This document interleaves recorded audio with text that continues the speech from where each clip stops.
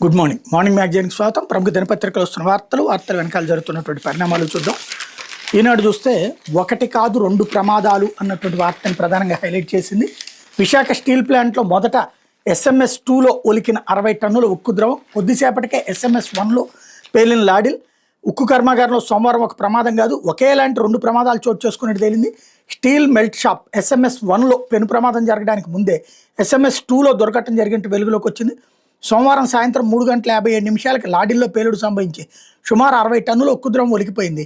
Converter నుంచి secondary మెటలర్జీకి ladder వచ్చేటప్పుడు car నిలిపి క్రేన్తో ఎత్తే సమయంలో బ్లాస్టింగ్ జరిగినట్టు గుర్తించారు. శాశ్వత ఉద్యోగులు 4, ఇన్ఛార్జీలు 2, 10 మంది కళాశాలలు మొత్తం 16 మంది ఈ ప్రమాదం నుంచి తప్పించుకున్నారు. ప్రమాదం గురించి తెలిసి తోటి ఉద్యోగులు ఫోన్లు చేయగా యోగక్షేమాలు చెప్తూ మృత్యుంజయులు అంటూ వాట్సాప్ గ్రూపులో మెసేజ్లు పెట్టారు. ఆ తర్వాత కొద్దిసేపటికే 4:25 SMS 1లో భారీ పేలుడు సంభవించి 8 మంది అక్కడికక్కడే మరణించారన్నటువంటి వార్తని హైలైట్ చేశారు. ఇకపోతే ఆర్థిక వ్యవహారాల పర్యవేక్షణకు AI టాస్క్ ఫోర్స్ అంటూ GST సహా అన్ని రకాల పన్ను వసూళ్లకు సాంకేతికత వినియోగం, GSDP వృద్ధి లక్ష్యంగానే శాఖల వారి ప్రణాళికలు, స్థూలోత్పత్తి లక్ష్యాలు, పనితీరు సూచికలపై సమీక్షలో చంద్రబాబు. రాష్ట్రంలో పన్ను వసూళ్లకు సంబంధించినటువంటి ఆర్థిక వ్యవహారాలు రియల్ టైంలో పర్యవేక్షించేందుకు AI టాస్క్ ఫోర్స్ని ఏర్పాటు చేయాలని అధికారులు ముఖ్యమంత్రి చంద్రబాబు ఆదేశించారు. GST సహా పన్ను వసూళ్లకు పూర్తి సాంకేతికత వినియోగించాలి. మౌలిక సదుపాయాల కల్పన చేసే వ్యయంపై 3.5 రెట్ల మేర ఆర్థిక కార్యకలాపాలు జరిగే అవకాశం ఉంటుంది. దీన్ని ఎప్పటికప్పుడు పర్యవేక్షిస్తూ ఆర్థిక వృద్ధి సాధించాలని నిర్దేశించారు. రాష్ట్ర స్థూలోత్పత్తి లక్ష్యాలు, పనితీరు సూచికలపై మంగళవారం ఆయన క్యాంప్ కార్యాలయంలో వివిధ శాఖల అధికారులతో సమీక్షించారన్నటువంటిది హైలైట్ చేశారు. అయితే మీనాక్షి నటరాజన్కి ఎదురు దెబ్బ, రాజ్యసభ నామినేషన్ తిరస్కృతి, అఫిడవిట్లో క్రిమినల్ కేసు దాచిపెట్టారంటూ చర్య, సీటు చోరీగా వివరించిన కాంగ్రెస్, FIR నమోదు కాలేదని ఆక్షేపణ, నేడు ఈసీతో భేటీకి నిర్ణయం. మధ్యప్రదేశ్లో 3 రాజ్యసభ స్థానాలకు త్వరలో ఎన్నికలు జరగనున్న వేళ కాంగ్రెస్ అభ్యర్థి మీనాక్షి నటరాజన్ గట్టి ఎదురు దెబ్బ తగిలింది. రాజ్యసభ సభ్యత్వానికి ఆమె దాఖలు చేసిన నామినేషన్ రిటర్నింగ్ అధికారి మంగళవారం తిరస్కరించారు.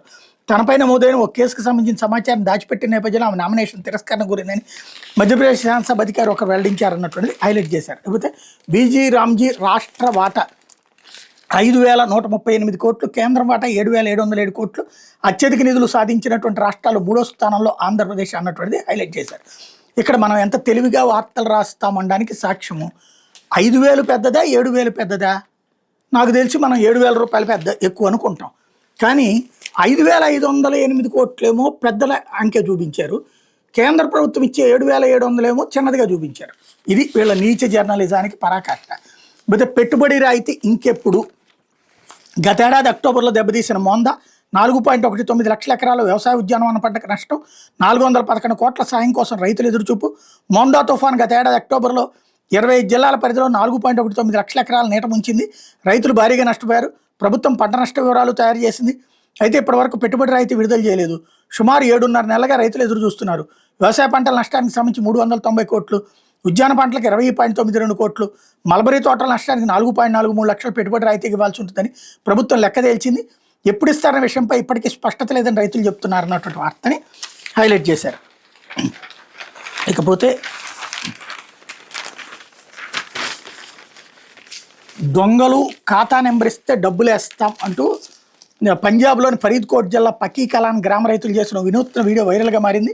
ఇందులో గుర్తు తెలియని దొంగలకు రైతులు విజ్ఞప్తి చేశారు. వరి సీజన్ మొదలైంది, దయచేసి నీటి మోటార్ల జోలికి రాకండి, మీరు బ్యాంక్ ఖాతా తెరిచి ఆ వివరాలు మాకు పంపండి, మా పైర్ల రక్షణ నిధిగా అందులో డబ్బులు జమ చేస్తామంటే అన్నదాతలు సామూహికంగా కోరారు. ఈ రైతుల పొలాల నుంచి 2 నెలల కింద 15 నీటి మోటార్లు అపహరణకు గురయ్యాయి. ఆ తర్వాత పొలాల్లోంచి 20 ద్విచక్ర వాహనాలు ఒకే రోజు రాత్రి దొంగల పాలయ్యాయి. పోలీసులు ఫిర్యాదు చేసిన పరిస్థితుల్లో మార్పు లేకపోవడంతో తమకు మరో మార్గం తోచలేదని రైతులు అంటున్నారన్నటువంటిది హైలైట్ చేశారు. లేకపోతే మనిషి ఆయుర్దాయం 150 ఏళ్ళు, శతమానం భవతి 100 ఏళ్ళు హాయిగా జీవించమని పెద్దలు దీవిస్తారు. అసలు మనిషి జీవితం 100 ఏళ్ళు కాదు 150 ఏళ్ళు అని చెప్తున్నారు శాస్త్రవేత్తలు అన్నటువంటి దాని గురించి ఒక కథని హైలైట్ చేశారు. లేకపోతే సాక్షి వచ్చేటప్పటికి తోతాపూరికి ఉరి అన్నటువంటి వార్తని హైలైట్ చేసింది. సిండికేట్గా మారిన ఫ్యాక్టరీలతో చంద్రబాబు ప్రభుత్వం కొమ్మక్కు, గుజ్జు నిల్వలు లేకపోయినా కొనుగోలు ఫ్యాక్టరీలు విముఖత. రాష్ట్రంలో చంద్రబాబు సర్కార్ వ్యవసాయాన్ని దండగ మారి పనిగా మార్చేసింది. రైతులను సాక్కు దూరం చేస్తోంది. వ్యాపారులు దళాలకు మాత్రమే లాభాలు వచ్చేలా వారికి అనుకూల చర్యలు తీసుకుంటోంది. చెప్పే మాటలకు ఇచ్చే హామీలకు ఆచరణ ఎక్కడా పొంతం లేకుండా వ్యవహరిస్తోంది. ఈ క్రమంలో ఏ ఒక్క పంటకు గిట్టుబాటు ధర లేకుండా చేసింది. తోతాపూరి రైతులకు గత ఏడాది చుక్కలు చూపించి పంటను రోడ్డు పాలు చేసిన చంద్రబాబు ప్రభుత్వం ఏడాది అదే వైఖరి అవలంబిస్తుంది. ఫలితంగా తమ దళారీ మద్దతు ప్రభుత్వం చాటుకుంటోంది అన్నటువంటిది హైలైట్ చేశారు. లేకపోతే నేడు విశాఖకి వైఎస్ జగన్ స్టీల్ ప్లాంట్ ప్రమాద బాధితులను పరామర్శించనున్న వైఎస్ఆర్సీపీ అధినేత మాజీ ముఖ్యమంత్రి వైఎస్ఆర్సీపీ అధ్యక్షుడు వై జగన్ బుధవారం విశాఖపట్నంలో పర్యటించబోతున్నారు. స్టీల్ ప్లాంట్ ప్రమాదంలో గాయపడి ఆసుపత్రిలో చికిత్స పొందుతున్న క్షతగాత్రులను ఆయన పరామర్శించి ధైర్యం చెప్పబోతున్నారు. ప్రమాద ఘటన గురించి సమాచారం అందిన వెంటనే బాధిత కుటుంబాలకు అండగా నిలవాలని వైఎస్ఆర్సీపీ నేతలను వైఎస్ జగన్ ఆదేశించారు. ప్రమాదంలో మృతి చెందిన కార్మికుల కుటుంబాలకు సానుభూతి తెలియజేస్తూ క్షతగాత్రులకు మెరుగైన వైద్యం అందేలా చర్యలు తీసుకోవాలని పార్టీ నాయకులకు సూచించారన్నటువంటిది హైలైట్ చేశారు. చంద్రబాబు వెన్నుపోటుపై నిరసనాగ్రహం రాష్ట్ర వ్యాప్తంగా పట్టణాలు నగరాల్లో టౌన్ హాల్ సదస్సులు విజయవంతం. ర్యాలీలు సమావేశాలు సదస్సులతో మార్మోగిన రాష్ట్రం. ప్రభుత్వ వైఫల్యాలపై ఫోటో ఎగ్జిబిషన్లు నల్లబెలూన్లతో నిరసనలు. చంద్రబాబు కూటమి ప్రభుత్వం 2 ఏళ్ల పాలనలో ప్రజలకు ఇచ్చిన హామీలను విస్మరించి అన్ని వర్గాలను మోసం చేసిన వైరంపై వైఎస్ఆర్సీపీ చేపట్టిన చంద్రబాబు వెన్నుపోటుకు 2 ఏళ్ల నిరసన కార్యక్రమంలో భాగంగా బుధవారం రాష్ట్ర వ్యాప్తంగా పట్టణాలు నగరాల్లో టౌన్ హాల్ సదస్సులు నిరసన కార్యక్రమాలు నిర్వహించారు. పార్టీ శ్రేణులు నాయకులు ప్రజలు పెద్ద ఎత్తున తరలి వచ్చి సదస్సులను విజయవంతం చేశారు. చాలా చోట్ల నిరసన ప్రదర్శనలు నిర్వహించారు. ఈ సదస్సులో యువత, విద్యార్థులు, మహిళా, రైతులు, ఉద్యోగులు, కార్మికులు విశేషంగా పాల్గొని చంద్రబాబు వెన్నుపోటుపై విరుచుకుపడ్డారన్నటువంటిది హైలైట్ చేశారు. ఎక్కడన్నా జనం వస్తారా నిరసనలకి, పార్టీ పెట్టే నిరసనలకి? ఇయే దిక్కుమాలినటువంటి హెడ్డింకులు. ప్రజలు పెద్ద ఎత్తున వచ్చేసారు, మహిళలు పెద్ద ఎత్తున వచ్చేసారని మన కార్యకర్తలు తప్పించి ఎవడొస్తాడు? అయితే కాపురాలు కూలిపోతున్నాయి. ఆడపిల్లలకు ఈ పొలాలనే కట్టంగా ఇచ్చాం. గ్రామ సభలో పాల్గొన్న రైతులు, గ్రామస్తులు భూశాఖానికి వ్యతిరేకంగా ఉండవల్లి రైతులు ర్యాలీ, మా భూమి మా హక్కు అంటూ నినాదాలు. 12 ఏళ్లుగా అభివృద్ధికి దూరంగా ఉన్నామంటే ఆవేదన. తమ గ్రామాన్ని భూశాఖ నుంచి మినహాయించాలని డిమాండ్. తన పొలంలో పైపులు పీకేశారంటూ కన్నీటి పర్యంతమైనటువంటి రైతు అన్న వార్తని హైలైట్ చేశారు. మాకున్న కొద్దిపాటి భూముల్లో ఆడపిల్లల కట్టం కింద కొంత రాసిచ్చాం. ఆ భూముల్ని రాజధాని కోసం బలవంతంగా తీసేసుకున్నారు. దీనివల్ల మా బిడ్డల కాపురాలు కూలిపోతున్నాయని కొందరు రైతులు అధికారులు ఎదుట ఆందోళన వ్యక్తం చేశారు. మీకేంటంటే నెల నెల జీతాలు వస్తే మాకు ఆ భూములే ఆధారం. ఆడపిల్లలకు పెళ్లి చేయాలంటే మా భూమి అమ్మడానికి రిజిస్ట్రేషన్ చేయడం లేదు. మా పిల్లలకు పెళ్లిళ్ళు ఎలా చేయాలని మహిళా రైతులు నిలదీశారు. అమరావతి ముఖద్వారం అయినటువంటి ఉండవల్లిలో సిఆర్డీ అధికారులు భూసేకరణ కోసం మంగళవారం గ్రామసభ నిర్వహించారు. ఉండవల్లి ప్రభుత్వ పాఠశాలలో జరిగిన గ్రామసభకు రైతులు ర్యాలీగా వెళ్లారు. తమ వ్యవసాయ భూముల్లో ల్యాండ్ పూలింగ్ భూసేకరణ నుంచి మినహాయించాలని డిమాండ్ చేశారన్నటువంటిది హైలైట్ చేశారు. ఇకపోతే 5 వర్కింగ్ గ్రూపులుగా special police, Andhra Pradesh special police విభాగాన్ని పునర్వ్యవస్థీకరించే దిశగా పోలీస్ శాఖ అడుగులు వేస్తోంది. బెటాలియన్లను ప్రత్యేక కేటగిరీలుగా విభజించి వేర్వేరు విధులు, బాధ్యతలు వినియోగించాలని భావిస్తోంది. ఇందులో భాగంగా ఏపీఎస్పీ విభాగాన్ని 5 వర్కింగ్ గ్రూపులుగా విభజించేలా ముసాయిదా పత్రాన్ని రూపొందించింది. ఆ ప్రతిపాదనను పోలీస్ శాఖ ఇటీవల సూత్రప్రాయంగా ఆమోదించింది. ఆ 5 వర్కింగ్ గ్రూపులకు కేటాయించిన ప్రత్యేక అంశాలపై అధ్యయనం చేయించి ప్రతి వర్కింగ్ గ్రూప్కి ప్రత్యేక డిజైన్ రూపొందించాలని నిర్ణయించింది. అయితే కొత్తగా ఉద్యోగ నియామకాలు చేపట్టేది లేదని స్పష్టం చేసింది అన్నటువంటి వార్తని హైలైట్ చేశారు. ఇకపోతే ఆంధ్రజ్యోతి ఉక్కు భద్రత తుక్కు అన్నటువంటిది హైలైట్ చేసింది. కేంద్ర ఉక్కు శాఖ ఉదాసీనత, భద్రతా చర్యలకు యాజమాన్య నీళ్లు, నిధులు లేవంటూ ఎన్ఓపికి సెలవు, 2 ఏళ్లుగా జరగని భద్రతా సమావేశాలు, ఫ్యాక్టరీస్ విభాగం సూచనలు బేఖాతరు, 3 ఏళ్లలో తగ్గిన 7,500 మంది సిబ్బంది, ఉన్న వాళ్ళపై పెరిగిన పని ఒత్తిడి, తరచూ విశాఖ ఉక్కు ఫ్యాక్టరీలో ఉపద్రవాలు అన్నటువంటిది హైలైట్ చేశారు. ఆంధ్రులు పోరాడి సాధించుకున్న విశాఖ ఉక్కు ప్రైవేటీకరణ ముప్పు నుంచి తప్పించుకుంది. కానీ యాజమాన్యం అనుసరిస్తున్న పొదుపు చర్యలతో ప్రమాదాల ముప్పు ముంచుకొస్తోంది. తాజాగా జరిగిన పేలుగట్ల ఈ అంశం మరోసారి చర్చనీయాంశంగా మారింది అన్నటువంటిది హైలైట్ చేశారు. ఇంకోవైపున ఆర్గాన్ గ్యాస్ వల్లే పేలుడు, ఫ్యాక్టరీస్ విభాగం ప్రాథమిక నివేదిక, బ్లో చేసినప్పుడు పైకి వెళ్లాల్సిన గ్యాసు హాట్ మెటల్ కింద చిక్కుకుని రసాయన చర్య, దేశంలో ఎక్కడా ఇలా జరిగిన దాఖలాలు లేవు అన్నటువంటిది హైలైట్ చేశారు. లేకపోతే అండగా ఉంటాం, బాధిత కుటుంబాలకు ధైర్యం చెప్పి డిప్యూటీ సీఎం పవన్, మంత్రి లోకేష్, చెక్కులు పంపిణీ చేసిన అధికారులు, SMS 1లో నిలిచిన ఉత్పత్తి ఉక్కు ప్రమాదంపై త్రిసభ్య కమిటీ అన్నటువంటిది హైలైట్ చేశారు. ఇకపోతే తల్లికి వందనం జూలైలో మొదటి వారంలోని విడుదల కసరత్తు. తల్లికి వందనం పథకం నగదును జూలైలో విడుదల చేయాలని ప్రభుత్వం భావిస్తోంది. వచ్చే నెల మొదటి వారంలో తల్లుల ఖాతాలో నగదు జమ చేసేందుకు కసరత్తు చేస్తుంది. 2025లో పాఠశాల పునఃప్రారంభమైన జూన్ 14న పథకాన్ని అమలు చేశారు. ఏడాది వివిధ కారణాలతో వచ్చే నెల అమలు చేయాలని భావిస్తున్నారు. గత ఏడాది 67.27 లక్షల మందికి పథకం వర్తించగా ఏడాది ఆ సంఖ్య 68 లక్షలు గుర్తించారు.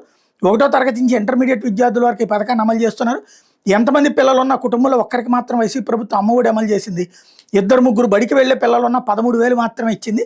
కుటుంబ ప్రభుత్వం ఎంతమంది పిల్లలు ఉంటే అంతమందికి 13,000 చొప్పున ఇస్తోంది. గత ఏడాది చాలామంది తల్లులను సగటున 26,000 చొప్పున లబ్ధి పొందారన్నటువంటిది హైలైట్ చేశారు. అయితే యూనిట్ ₹1.5కే ఆక్వా రైతులందరికీ విద్యుత్ రాయితీ. ముఖ్యమంత్రి చంద్రబాబు ఆమోదం. 1-2 రోజుల్లో ఉత్తర్వు. ప్రభుత్వంపై 1,100 కోట్ల జగన్ హయాంలో ఈ సబ్సిడీకి తిలోదకాలు. ఆక్వా, నాన్ ఆక్వాగా విభజన. నాన్ ఆక్వా జోన్లో యూనిట్ ధర ₹3.85, 30,000 కరెంటు బిల్లు 80 నుంచి 90,000కి చేరిన వైనం. సీఎం తాజా నిర్ణయంతో రైతులకు ఉపశమనం. కష్టకాలంలో ఉన్న ఆక్వా రైతులను ఆదుకునేందుకు గత ఎన్నికల్లో ఇచ్చిన హామీని అమలు చేసేందుకు కూటమి ప్రభుత్వం మరో నిర్ణయం తీసుకుంది. అధికారంలోకి వస్తే ఆక్వా రంగానికి జోన్తో నిమిత్తం లేకుండా యూనిట్ విద్యుత్ ₹1.5కి అందిస్తామని హామీ అమలుకు ముఖ్యమంత్రి చంద్రబాబు ఆమోద ముద్ర వేశారన్నటువంటిది హైలైట్ చేశారు. అయితే జైలు నుంచి రాగానే వరుస హత్యల బైపోలార్ డిజార్డర్ సాగుతూ తప్పించుకోలేరు, కిల్లింగ్ స్ప్రీని అంత తేలిగ్గా తీసుకోలేం, ముగ్గురు ఒకేసారి విచక్షణారహితంగా చంపేశాడు. నిందితుడిలో ఉన్మాద తీవ్రత స్పష్టంగా కనిపిస్తోంది. ఉన్మాది ఆనంద్ కుమార్ కేసులో సుప్రీంకోర్టు వ్యాఖ్యలు, శిక్ష మినహాయింపు ఇవ్వాలన్న పిటిషన్ కొట్టివేత అన్నటువంటిది హైలైట్ చేశారు. మమత ఇంట్లో సిఐడి తనిఖీలు, అభిషేక్ బెనర్జీ ఆఫీసులో కూడా ఎమ్మెల్యేల సంతకాల ఫోర్జరీ కేసులో దర్యాప్తు, వాళ్ళిద్దరూ ఢిల్లీలో ఉన్న సమయంలో తనిఖీలు, కొనసాగుతున్న తృణమూల నేతల అరెస్టులు, తాజాగా ఓ మాజీ మున్సిపల్ చైర్మన్ అరెస్ట్ అన్నటువంటిది హైలైట్ చేశారు. అయితే పుష్కర ప్రధాని, నేటితో అత్యధిక కాలం ప్రధానిగా ఉన్న నేతగా రికార్డు, తొలి ప్రధాని నెహ్రూ రికార్డు 4398 రోజుల్ని అధిగమించిన మోడీ.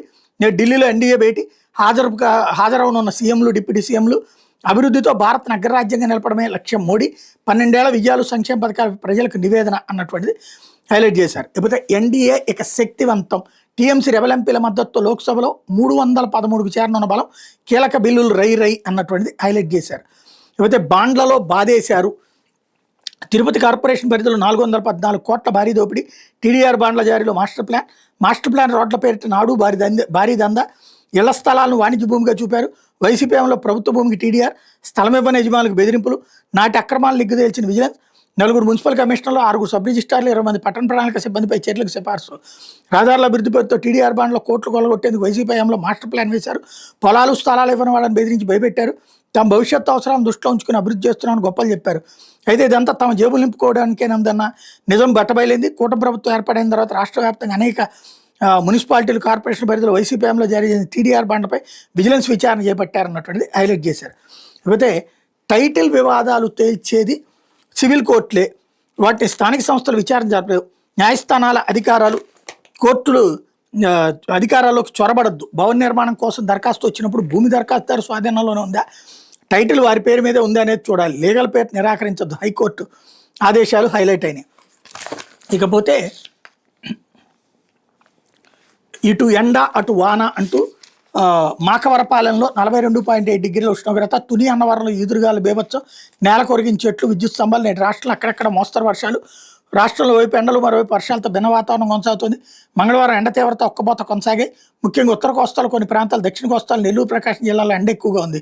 పలు చోట్ల ఉష్ణోగ్రతలు 40 డిగ్రీలకు పైగా నమోదయ్యాయి. అనకాపల్లి జిల్లా మాకవరపాలెం 42.7, విజయనగరం జిల్లా దత్తిరాజేరులో 42.4, మన్యం జిల్లా బామినిలో 42.2, పశ్చిమ గోదావరి జిల్లా తణుకులో 42 డిగ్రీల గరిష్ట ఉష్ణోగ్రతలు నమోదయ్యాయి అన్నటువంటిది హైలైట్ చేశారు. ఇకపోతే ఆవుల అక్రమ రవాణాపై కూడా ఆవులను అక్రమంగా తరలిస్తూ కొన్ని ముఠాలు కోట్లు ఆర్జిస్తున్నాయి. ఉత్తరాంధ్రలో పదుల కేసుల్లో జైలుకు వెళ్ళొచ్చిన కింగ్పిన్ ఈ వ్యవహారంలో కీలకంగా వ్యవహరిస్తున్నట్టు పోలీసు రవాణా అధికారులకి ఫిర్యాదులందే. దీనిపై ఉత్తరాంధ్ర జిల్లాల ఎస్పీలతో సమీక్షించిన ఐజీ గోపీనాథ్ జెట్టి మామూలు తీసుకుని వదిలేస్తున్న పోలీసులపై సీరియస్ అయ్యారన్నటువంటి వార్తని హైలైట్ చేశారు. అయిపోతే అతడు మానవ మృగం అన్నటువంటి వార్తని హైలైట్ చేశారు. కామంతో కళ్ళు మూసుకుపోయినటువంటి 45 ఏళ్ల వ్యక్తి రాక్షసుడిగా మారాడు. 12 ఏళ్ల బాలికపై లైంగిక దాడికి యత్నించాడు. అతడి తీరుకి బాలిక కేకలు వేగ తన దుశ్చర్య బయటపడకూడదని ఆ చిన్నారిని భవనం 4వ అంతస్తుకు తీసుకెళ్లి అక్కడి నుంచి కిందకు తోసేసి చేతులు దులుపుకున్నాడు. తీవ్ర గాయాలతో అపస్మారక స్థితిలోకి వెళ్ళిన ఆ బాలిక 2 రోజుల క్రితం చికిత్స అనంతరం కళ్ళు తెరవడంతో అంకులు చేసిన కిరాతకం వెలుగు చూసింది. లేదంటే ఆ బాలిక ప్రమాదవశాత్తు భవనంపై నుంచి కిందకు పడిందని అనుకునేవాళ్ళు. తెలంగాణలోని ఖమ్మంలో జరిగిన ఈ దారుణ ఘటన వివరాలు. ఖమ్మం సమీపంలో మండలానికి చెందిన 12 ఏళ్ల బాలిక ఓ గురుకుల పాఠశాల చదువుతోంది. బాలిక తాత ఖమ్మంలోని ఓ అపార్ట్మెంట్లో వాచ్మెన్గా పనిచేస్తున్నారు. వేసవి సెలవుల నేపథ్యంలో ఆమె తాత ఇంటికి వచ్చింది. ఈ నెల 6న బాలిక ఆడుకునేందుకు అపార్ట్మెంట్ 2వ అంతస్తుకు వెళ్తుండగా అదే అపార్ట్మెంట్లో నివసించే మహమ్మద్ గౌస్ పాషా బాలికను వెనక నుంచి పట్టుకుని అత్యాచార యత్నం చేశాడు. పాషా తిరిగి భయపడి బాలిక కేకలు వేగా తన దుశ్చర్య బయటపడదనే ఉద్దేశంతో పాషా ఆ చిన్నారిని బలవంతంగా అపార్ట్మెంట్లో 4వ అంతస్తు తీసుకెళ్లి బయటకు తోసేశాడు. దీంతో బాలిక అపార్ట్మెంట్ కింద ఉన్న గోడపై పడింది. ఆ కేక విన్న బాలిక తాత వచ్చి చూడగా రక్తపు మడుగులో మనోరాలు కనిపించింది. బాలికను వెంటనే ఖమ్మంలోని ఆసుపత్రికి తరలించగా వెన్నెముక 2 చోట్ల, కాలు, కుడి భుజం విరిగినట్టు వైద్యులు తెలిపారు. బాలిక అపస్మారక స్థితిలో ఉండగా ఆమె ఆడుకుంటూ ప్రమాదవశాత్తు కిందకు పడిపోయి ఉంటుందని అంతా భావించారు. కానీ సోమవారం సాయంత్రం బాలిక స్పృహలోకి రాగా ఏం జరిగిందో తెలుసుకునేందుకు తల్లిదండ్రులు ప్రయత్నించారు. ఈ క్రమంలో అంకుల్ ఇలా చేశాడని బాలిక చెప్పగా జరిగిన దారుణం తెలుసుకున్న తల్లిదండ్రులు కుదేలయ్యారన్నటువంటి వార్తని హైలైట్ చేశారు. ఇది యుద్ధన పత్రికలో వచ్చిన వార్తలు వెనకాల చెప్తున్న పరిణామాలు.